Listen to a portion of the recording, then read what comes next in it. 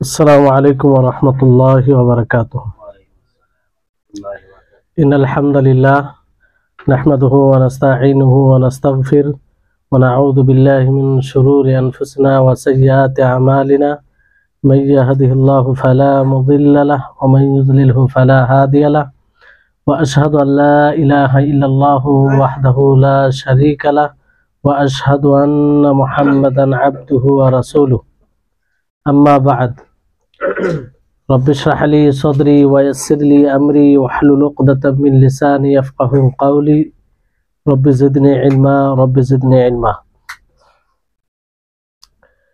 সম্মানিত আজকের ক্লাসে উপস্থিত দিনপ্রেমী সুপ্রিয় ভাই সকল, সর্বপ্রকারের হামদ প্রশংসা গুণগান সেই মহান আল্লাহ তাবারক ওয়া তাআলা নিমিত্তে, যিনি আমাদের সকলকে রাসূলের হাদিসের ক্লাসে উপস্থিত হওয়ার তৌফিক দিয়েছেন। যে ক্লাসে ক্বালার রাসূল এর ব্যাখ্যা হয়, আমরা নবী সাল্লাল্লাহু আলাইহি সাল্লামের বাণীকে বোঝার চেষ্টা করি, ফলে আমরা সকলেই তার কৃতজ্ঞতা প্রকাশ করি। তারপরে আমাদের সকলে প্রাণপ্রিয় নবী করিম মুহাম্মদ মুস্তাফা সাল্লাল্লাহু আলাইহি ওয়াসাল্লাম, ওনার উপর অসংখ্য শান্তি ধারা বর্ষিত হোক, যিনার মাধ্যমে আমরা এই শরীয়তকে, আল্লাহ তাবারক ওয়া তাআলার বিধানকে বুঝতে পেরেছি। তাই আমরা সকলে তার উপরে দরুদ পাঠ করি, আল্লাহুম্মা সাল্লি আলাইহি আল্লাহুম্মা বারিক আলাইহি। সম্মানিত উপস্থিতিগণ, আপনারা সকলেই জানেন যে আমরা ধারাবাহিকভাবে ইমাম নওয়াবী রাহিমাহুল্লাহর যে আরবাঈন আন-নওয়াবী বই রয়েছে, যে বইয়ে উনি 40টি হাদিস একত্রিত করেছেন, আর সেই 40টি হাদিস ইসলামের মৌলিক বিষয়ের উপরে রয়েছে।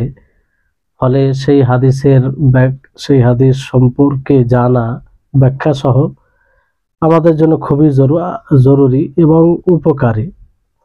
আজকে ইনশাআল্লাহ সেই ধারাবাহিক ক্লাসের মধ্যে আজকের ক্লাসে আমরা 14 নম্বর হাদিস পড়ব ইনশাআল্লাহ। 14 নম্বর হাদিস হচ্ছে عن ابن مسعود رضي الله تعالى عنه قال قال رسول الله صلى الله عليه وسلم لا يحل دم امرئ مسلم إلا بإحدى ثلاث الثيب الزاني والنفس بالنفس والتارك لدينه المفارق للجماعة رواه البخاري ومسلم।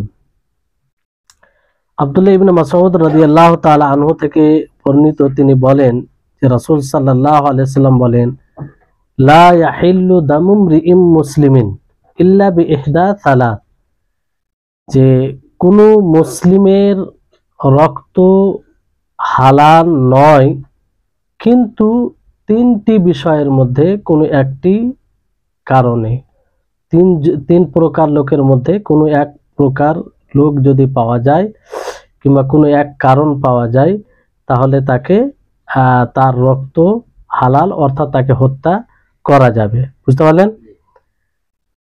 আস-সাইয়্যিবুজ জানি, বিবাহিত ব্যভিচার, যে বিবাহিত হবে আর ব্যভিচার করবে, প্রমাণিত হলে তাকে কি করা হবে? হত্যা করা হবে। বুঝতে পারলেন?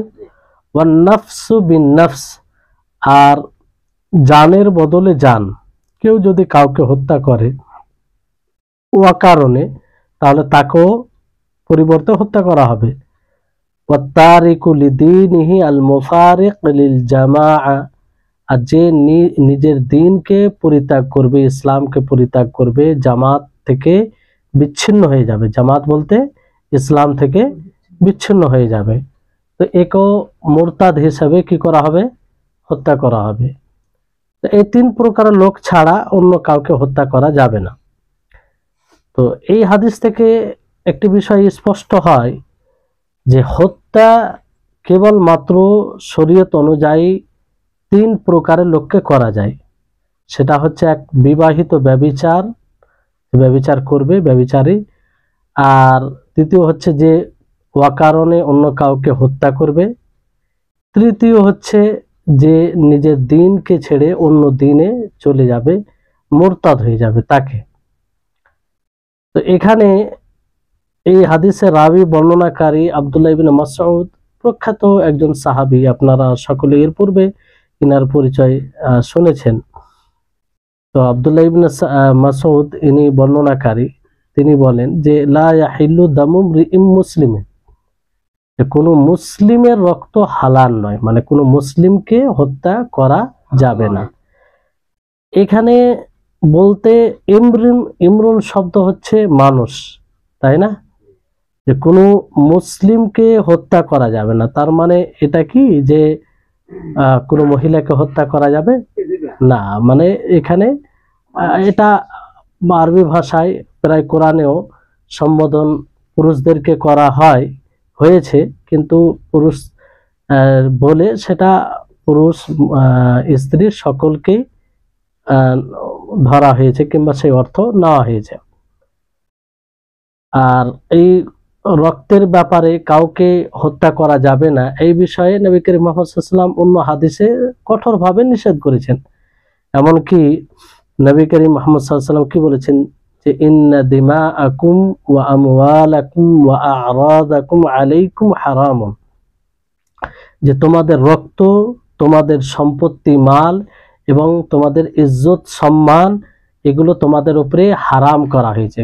অর্থাৎ কেউ ইচ্ছা করলে যে কাউকে হত্যা করে দিবে এর অনুমতি দেওয়া হয়নি, কেউ ইচ্ছা করলে কারো মাল ধন সম্পত্তি ছিনিয়ে নেবে এর অনুমতি দেওয়া হয়নি, অনুরূপভাবে কারো সম্মান হানি করবে, কারো সম্মান এমন কথা বলবে কিংবা এমন কাজ করবে যে কারো সম্মানে ব্যাঘাত ঘটবে, এটার অনুমতি দেওয়া হয়নি, এটা হারাম।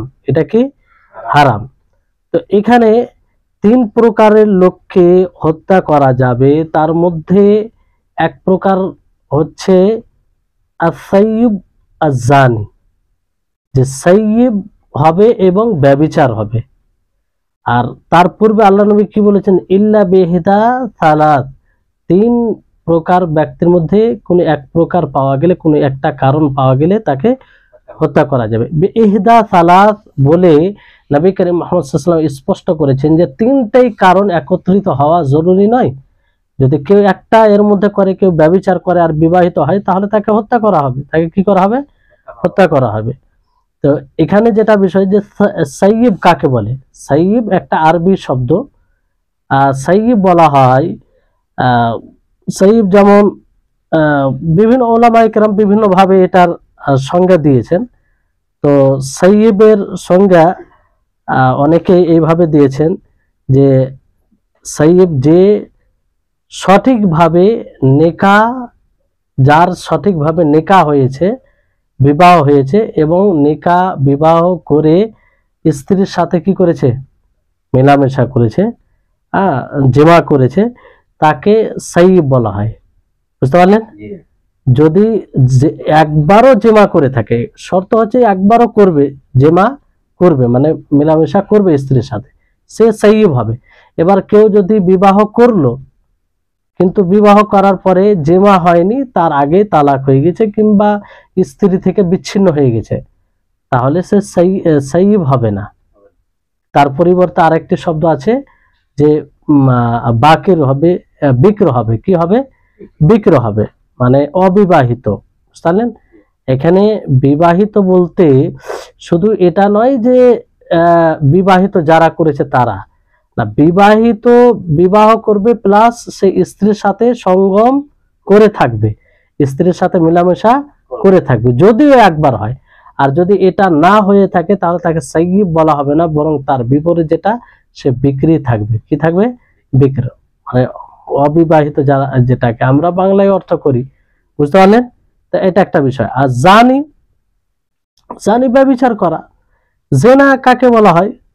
জেনা বলা হয় যে কোনো ব্যক্তি হারাম লজ্জা স্থানে যখন জেমা করে, সঙ্গম করে কোনো পুরুষ কোনো মেয়ের সাথে, যে মেয়ে তার জন্য হালাল নয়, তো এটাকেই ব্যভিচার বলা হয়। এটাকে কি বলা হয়? ব্যভিচার, জেনা বলা হয়। বুঝতে পারলেন? আর সাইয়্যিব কাকে বলা হয় এটা আপনারা জানলেন। তো এই হচ্ছে বিষয়। তাহলে তারপরে এর আগে আরেকটি বিষয় আপনাদেরকে জানা উচিত কিংবা আমাদের সকলকে জানা উচিত যে ইসলামে হত্যার অনেক নিন্দা করা হয়েছে আর কঠোরভাবে নিষেধ করা হয়েছে। এটা এই জন্য জানা দরকার, যেহেতু এই হাদিসটি হাদিসের প্রথম বাক্যই হচ্ছে যে 3টি কারণের মধ্যে যে কোনো একটি কারণ পাওয়া গেলে তাকে হত্যা করা যাবে, বৈধ, তার রক্ত হালাল। তার রক্ত কি? হালাল। তো তার মানে এই কারণ ছাড়া কাউকে হত্যা করা যাবে না। আর হত্যা থেকে আল্লাহর নবী কঠোরভাবে নিষেধ করেছেন, আর আয়াতে আল্লাহ তাবারক ওয়া তাআলা কঠোরভাবে সতর্ক করেছেন। যেমন আল্লাহ তাবারক ওয়া তাআলা একটি আয়াতে বলেন যে সূরা নিসা 93 নম্বর আয়াত, যে ওয়ামান ইয়াকতুল মুমিনা মুতাআম্মিদান ফাজাযাউহু জাহান্নামু খালিদান ফিহা ওয়া গাদিবাল্লাহু আলাইহি ওয়া লা'নাহু ওয়া আ'আদ্দা লাহু আযাবান আযীমা। এই আয়াতটি আমাদেরকে স্মরণে রাখা উচিত। যদি আমরা এই আয়াতকে অনুধাবন করতে পারি, কখনো আমরা অন্য কাউকে হত্যা করার প্রতি আগ্রহী হতে পারবো না। যদি আমরা জাহান্নামকে সত্যিকারে ভয় করি, জাহান্নামের উপরে সত্যিকারে ঈমান রাখি, তো আমরা কখনো হৃদয়ে এই চাহিদা আসতেই পারে না যে আমরা অন্য কাউকে হত্যা করব অকারণে। বুঝতে পারলেন? আল্লাহ তাআলা কি বলেন, যে যে ব্যক্তি কোনো মুমিন ব্যক্তিকে স্ব-ইচ্ছায় হত্যা করবে তার প্রতিদান দেখেন। আল্লাহ তাবারক ওয়া তাআলা তার প্রতিদান, তার শাস্তি বলতে গিয়ে বলেন যে সে চিরস্থায়ী জাহান্নামী হবে। প্রথম কি? চিরস্থায়ী জাহান্নামু খালিদান ফিহা, সে চিরস্থায়ী জাহান্নামী হবে। প্রথম হলো শুধু এটাই বলে আল্লাহ তাআলা যথেষ্ট করেনি, বরং তারপর আল্লাহ তাআলা বলেন ওয়া গাদিবাল্লাহু আলাইহি, আল্লাহ তাআলা তার প্রতি রাগান্বিত হবেন, আল্লাহর গজব হবে তার উপরে। দ্বিতীয় হলো ওয়া লা'নাহু, এবং আল্লাহ তাআলার অভিশাপ হবে তারপর তার উপরে, অর্থাৎ সে আল্লাহর রহমত থেকে বঞ্চিত হবে। 4 নম্বর হচ্ছে ওয়া আ'আদ্দা লাহু আযাবান আযীমা, আর আল্লাহ তাআলা তার জন্য এক বড় আযাব, মহা আযাব প্রস্তুত করেছেন। তাহলে কত এটা জঘন্য অপরাধ, বড় অপরাধ, যে আল্লাহ তাবারক ওয়া তাআলা এক অপরাধের শাস্তি বর্ণনা করতে গিয়ে একটি নয়, দুটি নয়, চারটি শাস্তি বর্ণনা করেন। তাহলে এখান থেকে আমাদেরকে বুঝে নিতে হবে বিষয়টি কিরকম কি। বুঝতে পারলেন? তো এই জন্য আমাদেরকে ভয় করা উচিত।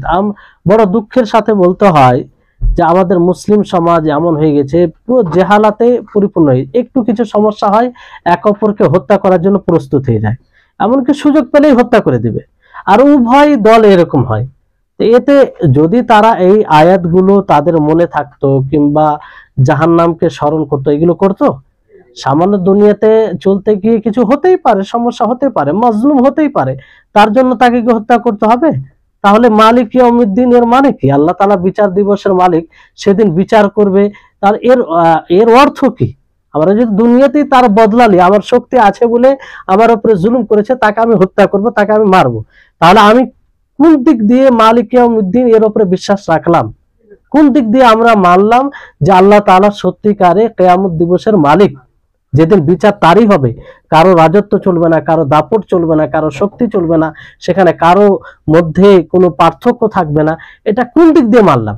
বাস্তবে আমরা আমলের দিক দিয়ে তখন প্রমাণ করি যে আসলে আমরা তার প্রতি বিশ্বাস রাখি না। রাখলে এটা কেন করতাম? সেদিন তো আল্লাহ তাআলা বিচার করবে। আজকে আমার শক্তি আছে বলে না আমি বদলা নেব। তো বিষয়গুলো আমাদেরকে বুঝতে হবে। অনেক সময় আমরা করি না বুঝার কারণে। তাহলে হত্যা করা একদম নিষেধ। আর হাদিসও বিভিন্নভাবে নিষেধ করা হয়েছে যে কোনো একে হত্যা করা যাবে না। বুঝতে পারলেন? এখানে বিষয়টি হচ্ছে যে মুসলিমকে হত্যা করা যাবে না, মুসলিমের রক্ত হালাল নয়, 3টি কারণ ছাড়া, 3 প্রকারের লোক ছাড়া।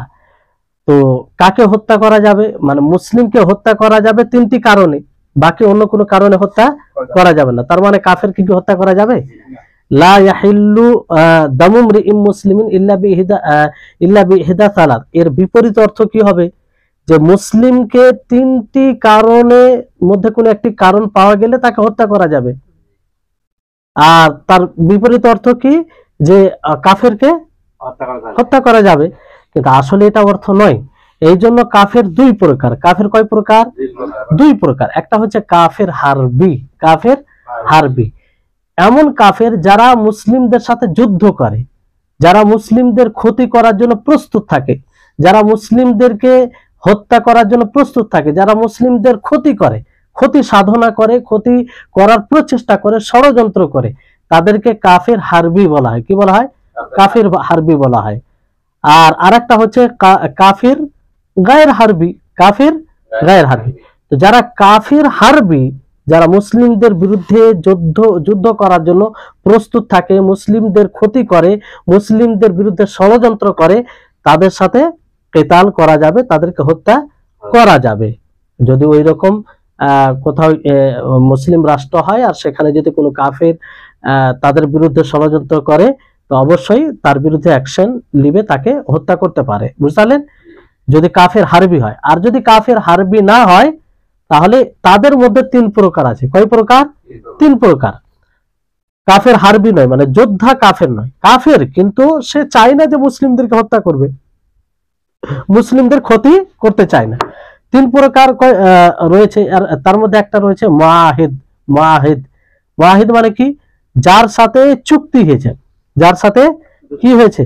চুক্তি হয়েছে, যে মানে কোনো বিষয়ে চুক্তি হয়েছে, যেমন নবী করিম মুহাম্মদ সাল্লাল্লাহু আলাইহি ওয়াসাল্লাম ও কুরাইশের মাঝে চুক্তি হয়েছিল কি হয়নি? সুলহ হুদাইবিয়া, যেমন প্রসিদ্ধ ঘটনা, এটা মশহুর ঘটনা।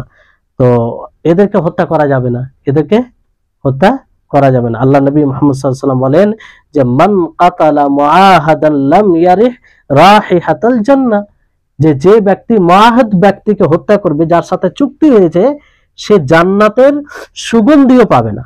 জান্নাত তো যাওয়ার দূরের কথা, জান্নাতের সুগন্ধিও পাবে না। তাহলে এই জন্য। আর এই মুআহাদের মধ্যে আরো 2 প্রকার চলে আসবে। আরেকটি প্রকার হচ্ছে মুস্তাআমিন। কি? মুস্তাআমিন। মুস্তাআমিন কাকে বলে? একটা হচ্ছে মুআহাদ আর একটা হচ্ছে মুস্তাআমিন। মুস্তাআমিন বলা হয় যে দারু হারব থেকে আসবে, অর্থাৎ কাফিরের জায়গা থেকে আসবে, আর সে মুসলিম কান্ট্রিতে আসবে কারো নিরাপত্তা নিয়ে। কারো কি নিয়ে? নিরাপত্তা। কেউ তাকে আমান দিয়ে থাকবে। কি দিয়ে থাকবে? আমান দিয়ে থাকবে। তো তাকে হত্যা করা জায়েজ নয়, তাকে হত্যা করা জায়েজ নয়, কারণ কেউ তাকে আমান দিয়েছে। বুঝতে পারলেন? তো একে হত্যা করা যাবে না। আর আরেকটি প্রকার হচ্ছে জিম্মি। জিম্মি কাকে বলা হয়? যে ট্যাক্স দিয়ে, কর দিয়ে কোনো দেশে থাকে কিংবা মুসলিম রাষ্ট্রতে থাকে, আর সে দেশের আইন যেটা আছে সেটাকে মেনে চলে, এক কথায় সেটাকে স্বীকৃতি দেয় এবং মেনে চলে।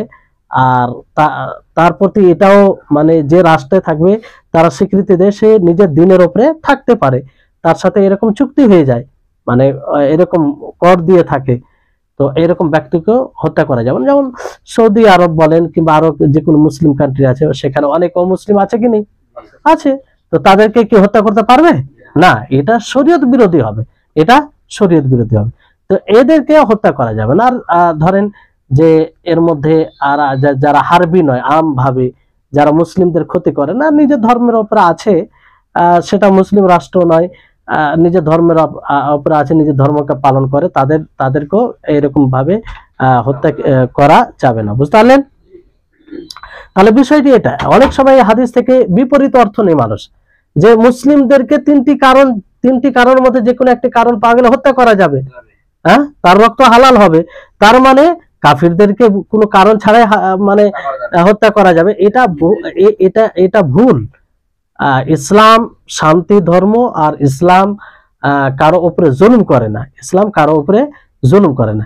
তো যারা কাফির হারবি হবে, মুসলিমের বিরুদ্ধে ষড়যন্ত্র করবে, মুসলিমকে হত্যা করার চেষ্টা করবে, ইসলামকে মানে শেষ করার চেষ্টা করবে, তো তাদের বিরুদ্ধে তো যে কোনো মানুষ অ্যাকশন তো নিবে কারো বিরুদ্ধে থাকলে।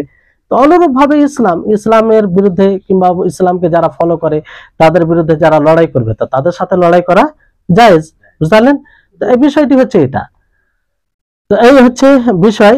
তারপরে এখানে সাইয়্যিব, আপনারা বুঝতে পেরেছেন যে নিকাহ করবে সঠিকভাবে এবং জেমা করে থাকবে স্ত্রীর সাথে, তাকে সাইয়্যিব বলা হয়। আর জেনা সেটা বুঝতেন। তো এরকম যদি হয়, বিবাহিত কোনো পুরুষ অথবা স্ত্রী ব্যভিচার করে থাকে, তাহলে তাকে কি করতে হবে?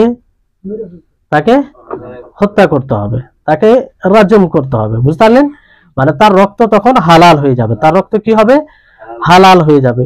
তো এখানে যেটা প্রশ্ন আসে সেটা হচ্ছে যে তাকে কিভাবে হত্যা করতে হবে, তাকে কিভাবে হত্যা করতে হবে। যেহেতু হাদিসে বিবরণ এসেছে যে হত্যা করতে হবে পাথর দিয়ে, কি দিয়ে, পাথর মেরে মেরে তাকে হত্যা করতে হবে। ওলামায়ে কেরাম ব্যাখ্যা দিয়েছেন যে না ছোট পাথর দিয়ে হত্যা করা হবে, না বড় পাথর দিয়ে হত্যা করা হবে, মানে মধ্যম পাথর দিয়ে মারা হবে। কি মধ্যম পাথর দিয়ে, যাতে বড় পাথর দিলে যেমন ধরেন যদি 10 কিলো পাথর দিয়ে একটা মারা যায় একবারে তো মরে যাবে, একবার মরবে কি মরবে না। আর যদি একদম ছোট কঙ্কর দিয়ে মারা হয় ছোট ছোট, তাহলে আবার লং হয়ে যাবে, তো তার উপরে একটু বেশি মানে কষ্টটা বেশি হয়ে যাবে তার উপরে।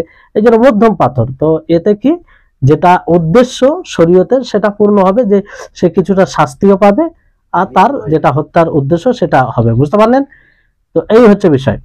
এবার অনেকে প্রশ্ন করতে পারে, দেখেন এই সব বিষয়গুলো ভালো করে বুঝতে হবে, কারণ এই সব বিষয় যখন আসে অনেক শরীয়তের উপরে আপত্তি করে না বুঝার কারণে, কিন্তু বুঝতে গেলে সে ভাববে, গর্বিত হবে যে আমার ইসলামের এই বিধান। আর গর্বিত কেনই হবে না, এটা তো আল্লাহর পক্ষ থেকে। আল্লাহ তাআলা তো হাকিম, তিনার কোন বিধান হিকমত থেকে খালি নয়। যে মনে করবে যে এই বিধান দিয়ে আল্লাহ তাআলা জুলুম করেছেন, মানুষের উপরে জুলুম করার একটা পদ্ধতি চলে এসেছে, সে তো ইসলাম থেকে বের হয়ে যাবে। কারণ আল্লাহ তাআলা কোনো দিক দিয়ে অসম্পূর্ণ না, তিনি পরিপূর্ণ।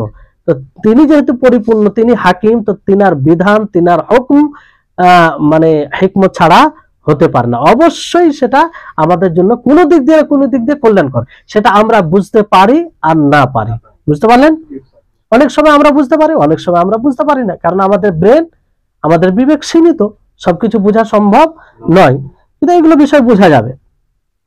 অনেকেই বলতে পারে যে তাকে হত্যা তো তালোয়ার দ্বারা করতে পারে, হ্যাঁ, যে একবারে তার গর্দনকে উড়িয়ে দিল হয়ে গেল, কিন্তু পাথর দিয়ে কেন হত্যা করতে হবে, তাকে পাথর দিয়ে কেন হত্যা করতে হবে? তো এই বিষয়টি মানে যেহেতু হাদিসে বলা হয়েছে, অন্য হাদিসে আপনারা শুনেছেন যে ইন্নাল্লাহ কাতাবাল ইহসান আলা কুল্লি শাইইন, যে আল্লাহ তাআলা ইহসানকে লিপিবদ্ধ করেছেন প্রত্যেকটা জিনিসের উপরে। প্রত্যেকটা জিনিসের উপরে কি করেছেন? ইহসানকে লিপিবদ্ধ করেছেন। তো তারপরে আল্লাহ নবী আদেশ দেন যে যখন তোমরা হত্যা করবে তো সুন্দরভাবে হত্যা করবে। কিভাবে? সুন্দরভাবে হত্যা করবে। ফা আহসিনুল কিতলা, সুন্দরভাবে হত্যা করবে। তো এখানে তো সুন্দরভাবে হত্যা করা হয় না, সুন্দরভাবে হচ্ছে কি মানে এই এটা তো মানে সাংঘর্ষিক আমল হয়ে যে মানে এক হাদিস থেকে অন্য হাদিস একটু বিরোধী মনে হচ্ছে, কিন্তু আসলে ইহসান মানে কি এই বিষয়টা জানতে হবে, যে ইহসান কাকে বলে। ইহসান মানে হচ্ছে যে শরীয়ত অনুযায়ী আমল করা। তো ব্যভিচারের ক্ষেত্রে শরীয়তে যেটা তাকে হত্যা করার পদ্ধতি শিখিয়ে দিয়েছে সেটা হচ্ছে তাকে পাথর দিয়ে।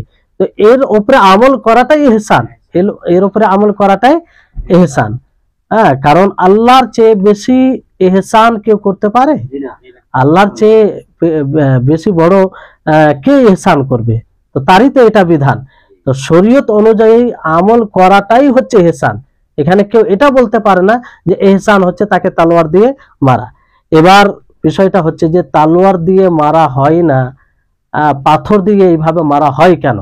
এটা একটা কারণ। তো ওলামায়ে কেরাম এই ক্ষেত্রে বলেছেন যে আসলে যখন ব্যভিচারী যে ব্যভিচার করে সে কিন্তু শুধু লজ্জা স্থান দ্বারা মানে এনজয় করে, উপভোগ করে তা নয়, পুরো শরীর দ্বারা সে উপভোগ করে।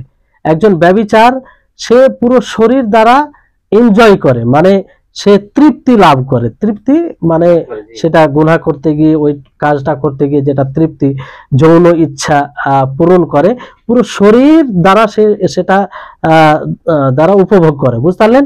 তো এখানে উচিত হবে যেহেতু তার পুরো শরীর ব্যবহার হয়েছে, পুরো শরীরকে শাস্তি দেওয়া।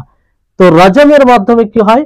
তার পুরো শরীর আঘাত পায় আর এইভাবে সে শাস্তি পায়। এই কারণে এটা শাস্তি তার উপযুক্ত শাস্তি। কি উপযুক্ত শাস্তি? বুঝতে পারলেন? তো এটাই স্পষ্ট বিষয়। এবার এখানে যেটা সবচেয়ে বড় প্রশ্ন আসে যে একজন ব্যভিচারের ব্যভিচার কিভাবে প্রমাণিত হবে? কিভাবে প্রমাণিত হবে। তো এটা দুটো পদ্ধতি আছে। কটি পদ্ধতি? দুটি।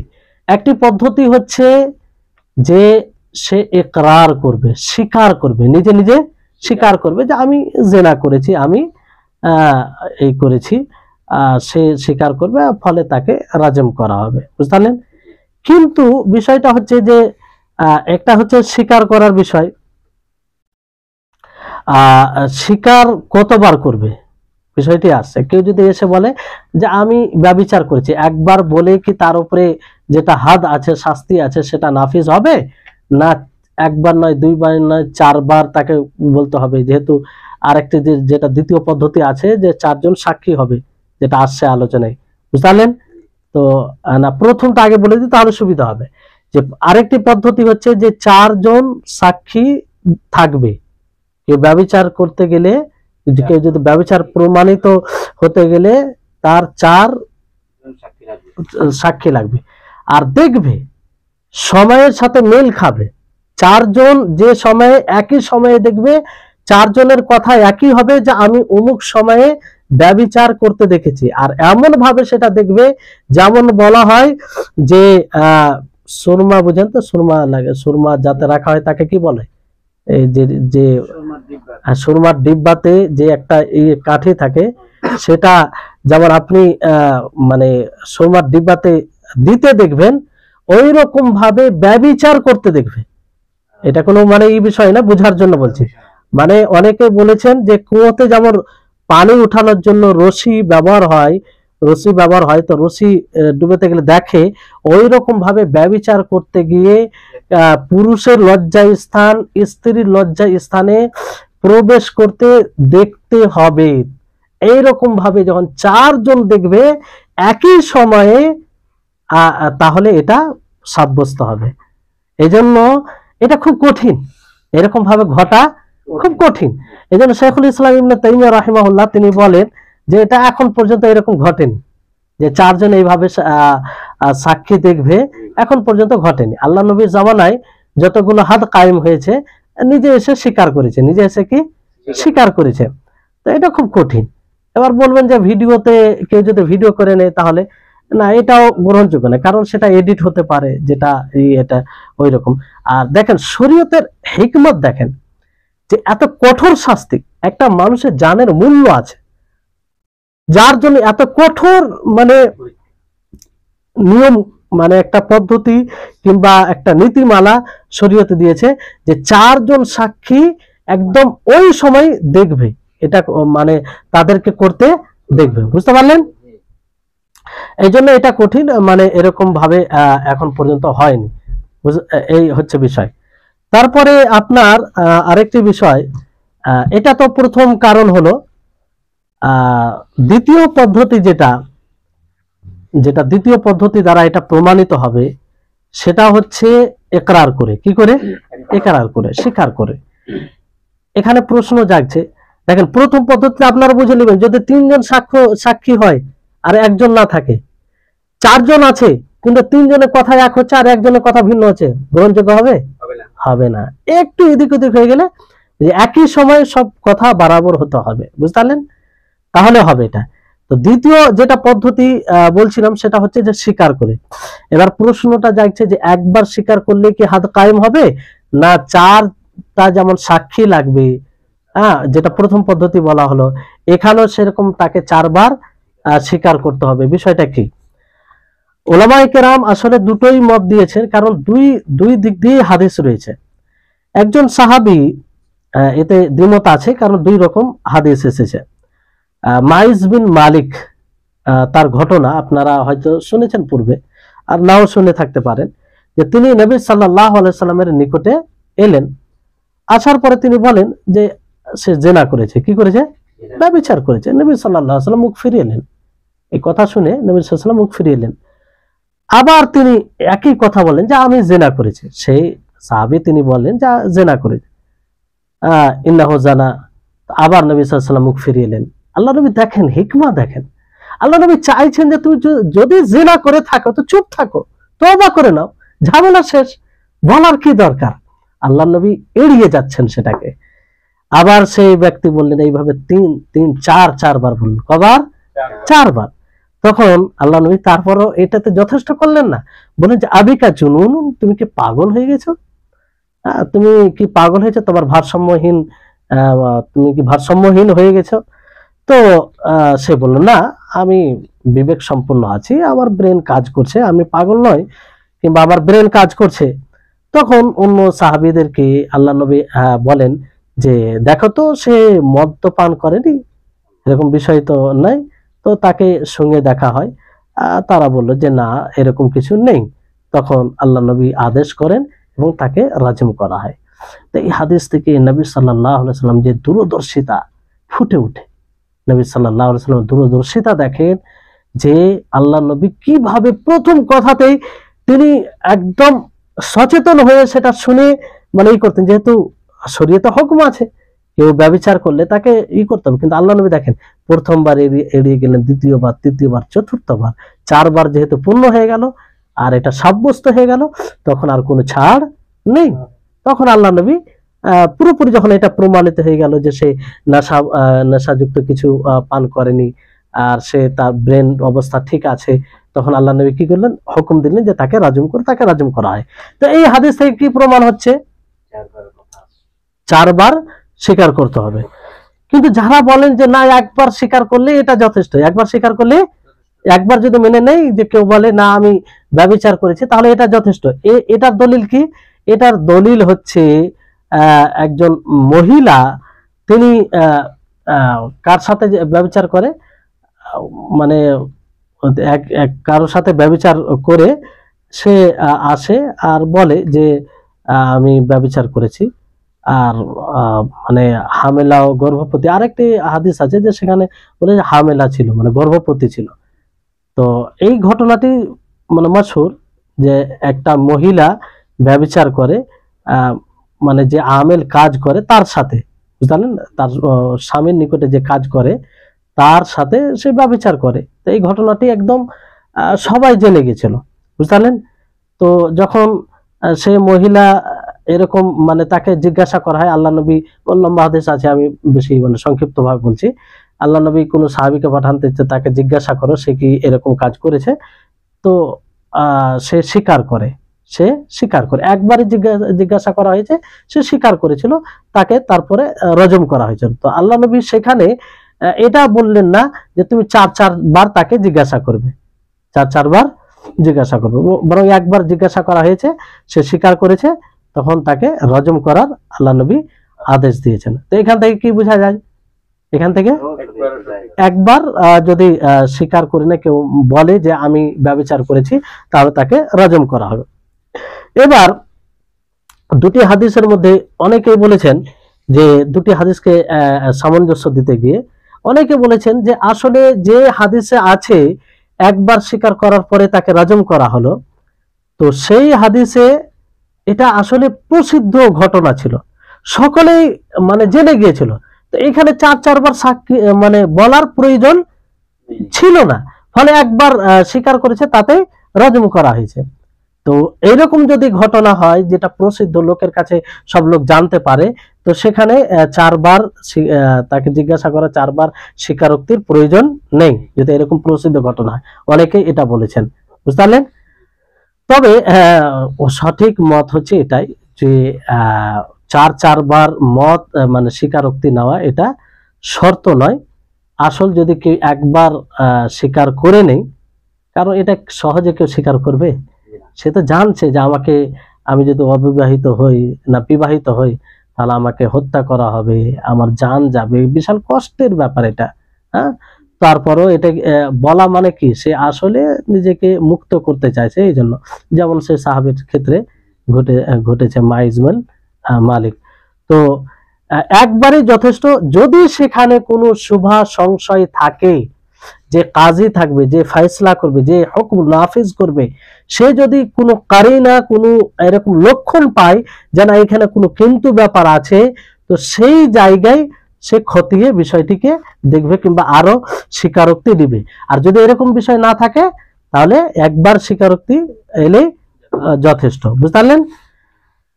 তারপরে এখানে আরো বিষয় আসছে যেটা সমাজে কি এটার সাথে কি যারা লুতি কর্ম করে, লুতি কর্ম মানে বুঝতে পারলেন, কওমে লুতের লুতি কর্ম, এটা বলা থেকে বিরত থাকা দরকার। কওমে লুত মানে লুত আলাইহিস সালামের কওমের যেটা কর্ম, যে তারা যেটা করত, হ্যাঁ, সমকামিতা যাকে বলে, তো সমকামিতা যারা করে তাদেরও কি এই হুকুম হবে? এটাই হুকুম তাদের উপর প্রযোজ্য হবে? অর্থাৎ কারো যদি সমকামিতা এটা বাস্তবায়ন হয়, ধরেন এরকম প্রমাণ হয়ে যায়, তাহলে কি তাদেরও এই উপরে এই হাদ নাফিজ হবে না কি বিষয়টি? তো আসলে অনেকে বলেছেন যে এটা জেনার ব্যভিচারের মতো। কার মতো? ব্যভিচারের মতো। কারণ ব্যভিচারে যেরকম হয়, ব্যভিচার করে ওই রকম এখানেও মানে বিষয়টি আসে। তো এটা জেনার মতোই, কিংবা জেনার থেকে এটাকে জঘন্য খারাপ কাজ বলতে পারেন, বুঝতে পারলেন? কারণ এটা যখন সমাজে ছড়িয়ে যায়, যে সমাজে ছড়ায় সে সমাজটা বেকার হয়ে যায়। আর এটা মানে যার মধ্যে যে অভ্যাস চলে আসে সেটাকে দূর করা খুব মুশকিল হয়ে যায়, আর এটাকে ধরাও খুব মুশকিল হয়। হ্যাঁ, বুঝতে পারলেন? তো এটা ব্যভিচার মানে একজন পুরুষ মহিলার সাথে এরকম করবে, ব্যভিচার করবে, তার চেয়ে জঘন্য কাজ সমকামিতা, তার চেয়ে জঘন্য কাজ সমকামিতা। কিন্তু তার উপরে হাদ হবে, কিন্তু কিভাবে হাদ হবে? সে জেনার মতো, ব্যভিচারের মতো। তারপর আরেকটি বিষয় আপনাদের কাছে ছুটে গেছে, যে আপনারা সাইয়্যিবা অর্থাৎ বিবাহিত পুরুষ অথবা বিবাহিত মহিলা যদি এই কাজ করে, আর বিবাহিত বলতে মানে আপনাদেরকে বুঝিয়েছি যে বিবাহ সঠিক পদ্ধতিতে বিবাহ করে একবার হলেও সঙ্গম করে থাকবে। কি করে থাকবে? ব্যভিচার মানে ব্যভিচার বলছে জেনা করে থাকবে, তাহলে এটা সাইয়্যিব বলা হয়, মানে বিবাহিত অর্থ করেন বাংলাতে। কারণ বাংলাতে হুবাহু অর্থ এরকম ভাবে করা যায় না, যে অর্থটা আরবিতে আসে, কিন্তু বুঝে রাখতে হবে বিষয়। এর বিপক্ষে যেটা আসে, যদি অবিবাহিত মহিলা অথবা পুরুষ ব্যভিচার করে, তার শাস্তি কি হবে এটাও তো জানতে হবে। তো এর শাস্তি হচ্ছে যে তাকে 100 বেত্রাঘাত করতে হবে, দৌড়া মারতে হবে, আর 1 বছর তাকে শহর থেকে বিতাড়িত করতে হবে, বুঝলেন? এই দুটো মানে হবে, এই দুটো করতে হবে যদি অবিবাহিত হয়। কি হয়? অবিবাহিত হয়। এর হিকমতের ব্যাপারে অনেকেই বলেছেন যে এরকম ভাবে, যে এটার হিকমত হলো যে যারা বিবাহিত হয়ে এই কাজটি করে তারা আসলে তাদের জন্য, যেমন একজন যদি স্বামী জানতে পারে নিজের স্ত্রীর ব্যাপারে যে আমার স্ত্রী এই কাজ করেছে অন্য পুরুষের সাথে, সে বেশি আঘাত পাবে কি পাবে না? তার জন্য বেশি কষ্টকর। হ্যাঁ, এই জন্য মানে শাস্তিটা কঠিন বিবাহিতদের। অনুরূপ ভাবে স্বামী যদি কারো কোনো মহিলার সাথে করে, তো যে স্ত্রী থাকবে তার কতটা আঘাত লাগবে, এরকম মানে হিকমা এগুলো ওলামা একরাম ইজতিহাদ করে বলেছেন, আরো অনেক কিছু বলেছেন। সর্বোপরি আমাদেরকে ঈমান রাখতে হবে যে এটা আল্লাহর পক্ষ থেকে, তো অবশ্যই এতে হিকমা আছে, সেটা হিকমত থেকে খালি নয়, বুঝতে পারলেন? তাহলে অবিবাহিত পুরুষ অথবা মহিলা যে যদি এই ব্যভিচার করে প্রমাণিত হয়, সেই একই শর্ত, যেন 4টি সাক্ষ্য, হ্যাঁ, অথবা দ্বিতীয় যেটা বিষয় বলা হলো, দ্বিতীয় পদ্ধতি যেটা বলা হলো, আর 100 বেত্রাঘাত আর 1 বছর তাকরিবা এলাকা তাকে ছাড়তে বাধ্য করতে হবে, বুঝতে পারলেন? তাহলে এটা বিষয়। তো এইখানে বিষয়টা কি? সমকামিতার বিষয়টা বলছিলাম। কি বিষয়? সমকামিতা। তো সমকামিতা যদি করে ঠিক এইভাবে কি তার উপর হাত কায়েম হবে না কি? এর বিষয়টা কি? তো এই ব্যাপারে ওলামায়ে কেরাম দ্বিমত করেছেন। এক প্রকার ওলামায়ে কেরাম বলেন যে না, যেমন ভাবে ব্যভিচারের শাস্তি হয়, হাদ আছে, সেইভাবেই সেই হাদ তার উপরে নাফিজ হবে, সেইভাবে তার উপরে হাদ নাফিজ হবে, বুঝলেন? আর তারা বলেন যে এটা, হ্যাঁ, তারা কিয়াস করে অনুমান করে বলেন যে ওটাও ব্যভিচার এটাও ব্যভিচার, এই ক্ষেত্রে। কিন্তু এটা কিয়াস সঠিক নয়, কারণ সেটা বিষয় আলাদা। তো তো সঠিক যেটা বিষয় হচ্ছে এই ব্যাপারে যে হাদ তো কায়েম হবে, কিন্তু সেই রকম ভাবে তাকে হত্যা মানে হাদ কায়েম হবে না, মানে পার্থক্য করা হবে না যে সেই বিবাহিত হলে এটা হবে আর অবিবাহিত হলে এটা হবে, বরং যে এই কাজ করবে তাকে কি করা হবে? হত্যা করা হবে। কি করা হবে? হত্যা করা হবে। হ্যাঁ, মানে ফাইল মাফুল উভয়কে, যে কর্তা থাকবে যে এই সমকামিতা করবে তাকেও, এবং যার যার উপরে সমকামিতা করা হবে তাকেও, উভয়কে, উভয়ের জন্য একই শাস্তি, উভয়ের জন্য একই শাস্তি। বুঝতে পারলেন? তো এই ব্যাপারে অনেক কথা আছে। এবার হত্যাটা করবেন কিভাবে? তলোয়ার দিয়ে হত্যা করা হবে না কি দিয়ে হত্যা করা হবে? অনেকে বলেছেন মানে এটার এখানে প্রশ্ন আপনার জাগতে পারে, প্রশ্ন আসতেই পারে যে এত কঠিন শাস্তি কেন, এত কঠিন শাস্তি কেন? এই সমকামিতা বর্তমান সময়ে তো এটাকে আরো কঠিন মনে করবে, মানে সমকামিতা ব্যাপকভাবে সমাজে বেড়েছে, মানে মানুষ এটাকে কিছুই মনে করে না। তো বলে যে এই কাজের জন্য এত কঠিন শাস্তি, তার মানে ইসলাম মানে কঠোর, মানে এইগুলো থেকে বলতে তারা চায়, কিন্তু আসলে যে এতে হিকমা রয়েছে সেটা তারা উপলব্ধি করতে পারে না। কেন কঠিন?